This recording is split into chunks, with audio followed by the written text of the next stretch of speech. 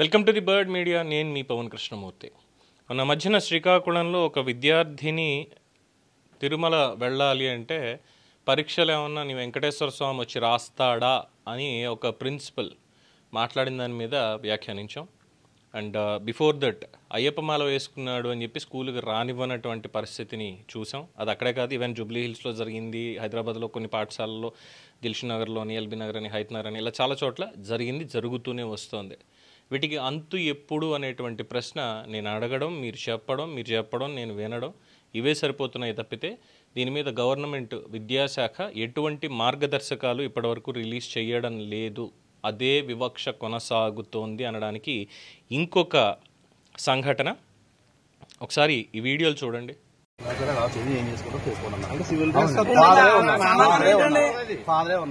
మీకు last time ఎంతకన్నా పెద్ద issue జరిగింది. ఇంటికి ఎక్కువ మంది వచ్చారు, బైక్ ఇష్యూ మీకు తెలీదా? మీకు తెలుసా సార్? మీకు తెలుసా? తెలుసు కదండి. మాల వేసుకుని ఓన్లీ నర్సాపురం వేసుకుంటున్నారా సార్? నేను చెప్పేదండి, మాలలో ఓన్లీ నర్సాపురం వేసుకుంటున్నారా? మాలలో ఓన్లీ నర్సాపురం వేసుకుంటున్నారా? ఇప్పుడు సిబిఎస్ఈ, ఐసిఎస్ఈ, ఇంటిగ్రేటెడ్ ఇవన్నీ ఒకటే కదా సిలబస్. ఇవన్నీ సిలబస్ ఒకటే చెప్పలేరు కదా. ఐసిఎస్ఈ అనేది సిలబస్, ఇంటిగ్రేటెడ్ అనేది సిలబస్ కదా. అన్ని చోట్ల ఎలా చేస్తారు కదా. ఎందుకుంటా సార్? ఇప్పుడు సిబిఎస్ఈ సెంటర్లే కదా, ఐసిఎస్ఈ సెంటర్లే కదా. చూపించాలి జరగకుండా చూసుకునే బాధ్యత మా స్కూల్ ఏం చేయమన్నది. మరి ఇప్పుడు ఏం చేశారు అంట? ఎందుకు ఆపదు పని ఏమొచ్చింది మీకు? గంటల సేపు పాపం కూర్చోబెట్టడం పని అండి. రేపంటే హిందువులు ఎలా అలగడ దొక్కుతారా మీరు? ఏదైనా సరే గంటన్నర సేపు ఎందుకు ఆపారు? అది ఇప్పుడు ఎందుకు వెళ్ళమంటున్నారు పాపం? అడిగితే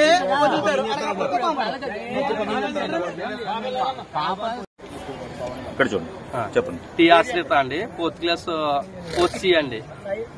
4th C చదువుతుంటే మాకు చేరేపాలెం నుంచి వచ్చి మామూలుగా వ్యాన్ మామూలుగా డ్రైవర్ని అడిగితే వచ్చి ఒకసారి పర్మిషన్ తీసుకోమన్నారండి. పర్మిషన్ తీసుకోమంటే సర్లేండి మీరు నేను తీసుకొస్తానని మీరు వెళ్ళిపోండి అన్నారండి. వచ్చిన తర్వాత లెటర్ రాసుకొచ్చానండి. ఇంటికి నుంచి లెటర్ రాసుకొచ్చి ఇలాగ పాపకి పర్మిషన్ ఇవ్వండి, కొద్ది మాల మొక్కుందని చిన్నప్పటి నుంచి అంటే ఇలాగ మేము ఇవ్వండి, పర్మిషన్ అయితే డ్రెస్ కోడ్కి ఇవ్వండి, మీరు డ్రెస్ వేసుకొస్తానే ఎలా చేస్తాను లేదా ఎలా చేయండి, లేదంటే కనుక తీసుకుపోండి అన్నారండి. అలా కాదు మేడం, కొద్ది రిక్వెస్ట్ మేడం, ఎప్పటి నుంచో ముక్కు ఉండిపోయిందని నేను మళ్ళీ తర్వాత కుదరదంటే అని చెప్తే ముందేమో ఎగ్జామ్స్కి ఎలా చేస్తాం, స్కూల్కి అయితే ఎలా చేయను అన్నారండి. స్కూల్కి అదేంటి మేడం, స్కూల్కి ఎలా చేయబోతాం ఏంటండి, పాపకి ఏ ఇబ్బంది ఉండదండి, పాపకి రెగ్యులర్ టైమ్స్ వస్తామండి, మీ పాప సెపరేట్ గా ట్యూషన్ అది ఇచ్చి సెపరేట్ గా క్లాసులు అవి పెడతామండి, అందరితో రాయడం కుదరదండి, నాట్ అలౌడ్ అని డ్రెస్ కోడ్ లేదండి మా స్కూల్ కి అని చెప్తారండి. స్కూల్ పంపించారు, స్కూల్ పంపించారు. 8:30కి వచ్చాం, 8:30 నుంచి మమ్మల్ని ఎక్కడ వెయిట్ చేయించారు. ఎంత రిక్వెస్ట్ చేసినా కానీ అలౌ చేయలేదండి. చాలా ఇబ్బంది పెట్టేసారండి లోపల.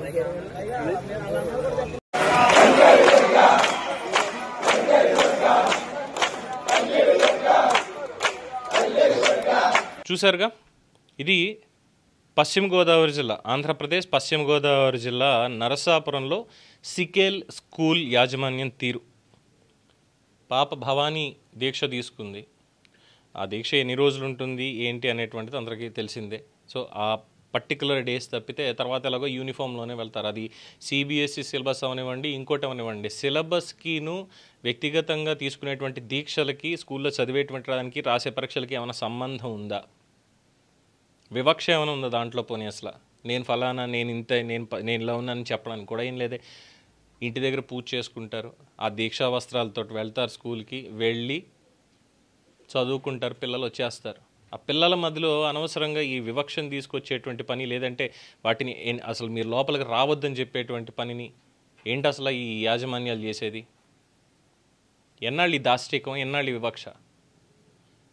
మొన్న అఖండ తాండవం అంటే అఖండ 2 రిలీజ్కి సంబంధించి ట్రైలర్ లాంచ్ ఇవన్నీ చేస్తున్నప్పుడు భగవద్గీతని ఘంటసాల గారి తర్వాత పూర్తిగా ఆయన జీవితాన్ని దానికి అంకితం చేసి ఇంకా సులభంగా అందరికీ అర్థమయ్యేటువంటి రీతిలో తీసుకొచ్చినటువంటి గంగాధర శాస్త్రి గారు ఆయన ఒక మాట అన్నారు, నేను హిందువుని, ఇక్కడ మెజారిటీ అంటే భారతదేశంలో మెజారిటీ హిందువులు ఉన్నాం, కానీ నేను హిందువు అని చెప్పుకుంటే నన్ను ఇక్కడ చంపేస్తున్నారు.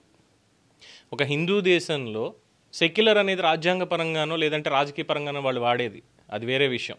నేను ఒక హిందువుని, ఇది హిందూ దేశం, కానీ నాకు ఇక్కడ బతకడానికి నేను హిందువుని అని చెప్తే నెత్తి మీద తుపాకీ పెట్టి కాల్ చేస్తే ప్రశ్నించినటువంటి హిందూ ఎవడు కనిపించలేదు నాకు. నేను హిందువుని అని నా దేశంలో చెప్పుకోవడానికి లేదు అని బాధపడ్డారు చూసారా. ఇక్కడ అదే మాట ఎందుకు గుర్తొస్తుంది. నా హిందూ దేశంలో నా హైందవ సాంప్రదాయాల్ని పాటించేటువంటి హక్కు నాకు లేదా? నాకు లేదా? ఏ స్కూల్కి నేను వెళ్తే ఏమైంది? నేనేమైనా 365 రోజులు అలాగే వెళ్తున్నానా? లేదే, అలా ఏమీ లేదే. నేను వెళ్ళట్లేదే ఎక్కడికి. వాళ్ళు ఇష్టం వచ్చినట్టు రంగులతో యూనిఫామ్లు వాళ్ళు ఇవ్వచ్చు, మేము వేసుకుని తిరగాలి పిల్లల కింద. వాళ్ళు ఇష్టం వచ్చినట్టు పాఠాలు అందులో చెప్పొచ్చు, వాళ్ళు ఏదైతే అది చెప్తారో రైమ్స్ కానీ ఇంకోటి కానీ అని చెప్తారో అవన్నీ మేము నేర్చుకోవాలి, చేసుకోవాలి, తప్పదు. అక్కడ స్కూల్ రూల్స్, ఎడ్యుకేషన్ రూల్స్ దానికి ఓకే. కానీ నేను నా ఇంట్లో నేర్చుకున్నది నేనేమి స్కూల్కి వచ్చి 10 మందిని కూర్చోబెట్టి ఇది అని ఏం చెప్పట్లేదే. పిల్లలు దీక్ష తీసుకుని స్కూల్కి ఎవరన్నా వెళ్ళొద్దు అన్నారా? మొన్న చూశారుగా, పోలీస్ శాఖలో కూడా దీక్ష తీసుకున్నారు, మీరు రావాల్సిన అవసరం లేదన్నదానికి ఎంత రచ్చ అయింది అనేది. ఇచ్చే అధికారం వాళ్ళకి ఎక్కడుంది అసలు? సివిల్ సర్వెంట్స్ అయినంత మాత్రాన, లేదంటే ఉద్యోగ ధర్మంలో ఉన్నంత మాత్రాన నా సాంప్రదాయాన్ని నేను పాటిస్తాను అంటే తప్పే ఉంది. నేనేం ప్రతి సంవత్సరం కూడా నేను ఇలాగే పెట్టుకుని నేను వెళ్ళిపోవట్లేదే. సరే జీతాలు ఇవ్వండి నా దీక్ష తీసుకుని నేను వెళ్ళడానికి. ఎందుకంటే మక్కా దర్శించడానికి మహమ్మదీయ సోదరులకి స్పెషల్గా హజ్ యాత్ర, దానికి సబ్సిడీలు ఇవన్నీ ఇస్తున్నారు. జెరూసలేం వెళ్ళడానికి దానికి సంబంధించినటువంటి సబ్సిడీలు ఇవన్నీ ఇస్తున్నారు. ఊరికొక ఒక 100 ఇళ్ళు ఉంటే 15-20 చర్చిలు ఉంటున్నాయి. దాంట్లో ఉండేదేమో అన్ని హిందూ కుటుంబాలు, వాటికి పర్మిషన్స్ ఇస్తున్నారు. పోరాడుతున్నాము, అరుస్తున్నాం, అయినా సరే ఎక్కడ ఏమీ లేదు. ఊరెరిగింపు అంటాం మనం. ఇంకా మాట్లాడితే మనకి నగర సంకీర్తన అనే కార్యక్రమం ఉంటుంది. నగర సంకీర్తనలు చాలా చోట్ల బహిష్కరించారు తెలుసు, చెయ్యడానికి వీలు లేదు అని. వినాయక చవితి మండపాలు మా ఇళ్ల నుంచి వెళ్ళొద్దు అని చెప్పి మొహమ్మద్ చెప్తున్నారు. అక్కడ మా వీధుల నుంచి వెళ్ళడానికి వీలు లేదు అని చెప్తున్నారు. ఎటువంటి దేశంలో బతుకుతున్నాం మనం ఇక్కడ? స్కూళ్ళ దాకా పాగిపోయింది. ప్రతి స్కూల్లో, ఏ స్కూల్ తీసుకుంటే ఆ స్కూల్లో. నేను చదువుకున్నప్పుడు కూడా చాలామంది నా స్నేహితులు అయ్యప్పమాల వేసుకుని వచ్చినటువంటి వాళ్ళు ఉన్నారు. ఎక్కడ మా పాఠశాలలో కానీ ఇంకో చోట ఆ వివక్ష ఏం చూపలేదు. ఇంకా ఏజెన్సీ ఏరియాలో, మారుమూల నక్సలైట్లు ప్రబలంగా ఉన్నటువంటి ఏజెన్సీ ఏరియాలో చదువుకుని వచ్చినటువంటి వాడిని, అక్కడ కూడా ఏం లేదే. ఎందుకని చెప్పి ఈ వివక్షను తీసుకొస్తున్నారు పాఠశాల యాజమాన్యాలు. Rules and regulations government of ఇండియాను, లేదంటే గవర్నమెంట్ ఆఫ్ ఆంధ్రప్రదేశ్, లేదంటే government of Telangana, as per the state వాళ్ళు ఇచ్చినటువంటి దాని ప్రకారం ఫాలో అవుతున్నారు, లేదంటే మీ సొంత ఎజెండాలు మీకు ఏమైనా ఉన్నాయా? వేరే రాజ్యాంగాలు ఏమైనా రాసి పెట్టుకున్నారా? స్కూల్లో ఇలా చేయకూడదు, ఇలా ఉండకూడదు అని. ఇలాంటి వాటికి అడ్డం పడతారు తప్పితే ఈ స్కూల్ యాజమాన్యాలు, అందులో పనిచేసేటువంటి వాళ్ళు, స్కూల్ పక్కన లేదంటే స్కూళ్ళ దగ్గర గంజాయి అమ్మేటువంటి వాళ్ళని, డ్రగ్స్ అమ్మేటువంటి వాళ్ళని మాత్రం పసిగట్టలేరు వీళ్ళు. వాళ్ళ కోసం నిఘా పెట్టరు. స్కూల్లో పిల్లల్ని పాడు చేస్తున్నారు, వాళ్ళ పద్ధతి ఎలా ఉందని గమనించుకోవడానికి వీళ్ళకి ఉండదు. వీళ్ళకి ఎప్పటికీ ఏంటంటే మాకు మా ర్యాంకులు, మా స్కూల్కి ఇది, మాకున్నటువంటి మా నియమ నిబంధనలు ఇంతే. ఇందులో హిందువులు ఎవరైనా భవానీ మాల వేసుకున్నా, అయ్యప్ప మాల వేసుకున్నా, ఆంజనేయ స్వామి మాల వేసుకున్నా, ఏం చేసినా దీక్ష తీసుకున్నారు అంటే వాళ్ళు అక్కడికి రావడానికి లేదు. కొన్ని చోట్ల బొట్టు పెట్టుకుని వెళ్తే బొట్టును కూడా చెరిపేసి నువ్వు లోపల బొట్టు పెట్టుకోవడానికి వీలు లేదని స్కూల్లో నిబంధనలు పెడుతున్నారు. ఏంటి కండ కావరం? ప్రశ్నించేవాడు లేడనా, రాడనా? సామరస్యంగా వెళ్ళి ఇంకా ముందు భజన చేస్తున్నారు. ఎందుకంటే లోపల చాలామంది విద్యార్థులు ఉంటారు, వాళ్ళ భవిష్యత్తు చాలా ఇంపార్టెంట్ అని చెప్పి. చట్టాన్ని చేతిలో తీసుకునేదాకా స్కూల్ యాజమాన్యాలు కావచ్చు, లేదంటే కార్యాలయ యాజమాన్యాలు కావచ్చు, ఇలాంటివి తీసుకురావద్దు. ఎవరిది వాళ్ళకి గౌరవం ఇస్తున్నప్పుడు మా దాన్ని కూడా గౌరవించడం నేర్చుకోండి. మొన్న ఇంకొక ఫోటో కూడా చూసా. అంటే ఇది కించపరచడం కాదు సుమా ఎవరిని కూడా. పోలీసులు, మహమ్మదీయులు ఎవరైతే, అంటే ముస్లిమ్స్ ఎవరైతే పోలీస్ డిపార్ట్మెంట్లో పనిచేస్తున్నారో, రంజాన్ నెల వచ్చింది అంటే రంజాన్ మొత్తం అంతా కూడా వాళ్ళకి స్పెషల్ పర్మిషన్స్ అనేవి ఇస్తున్నారు. మాకు ఆ నెల ఒక్కటే వచ్చింది కాబట్టి అని అంటారేమో, అలా ఏం లేదు. ఎవరి మతాల్లో వాళ్ళకు ఉన్నటువంటి దానికి, ఏ రోజులు ఎలా చేసుకుంటారనే దానికి ప్రత్యేకమైనటువంటి పరిమితులు లేకపోయినా అందరూ కూడా మానవత్వంతో అది వాళ్ళ పండుగ, వాళ్ళు జాగ్రత్తగా చేసుకోవాలి, వాళ్ళ సాంప్రదాయాన్ని మనం గౌరవించాలనేటువంటి దాంతో ఉన్నాను తప్పితే ఎవరేం మాట్లాడలేదే. మరి అలా అనుకుంటే వాళ్ళు కూడా అసలు వాళ్ళకి మతపరమైనటువంటి ఆ టోపీ ఏదో పెట్టుకుంటారు, పేరు నాకు తెలియదు అని క్షమించాలి, ఆ టోపీ ఏదో పెట్టుకుంటారు కదా, మరి దాన్ని పెట్టుకోవడానికి కూడా పర్మిషన్ లేదు అని చెప్పాలి కదా.